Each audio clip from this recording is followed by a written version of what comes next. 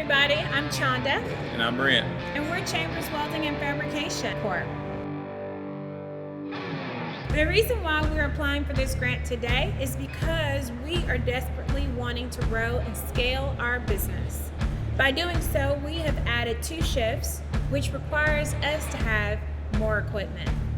And with this equipment, it will give us the capabilities of bending, rolling, and cutting steel, which will give our employees the tools that they need to complete their daily tasks.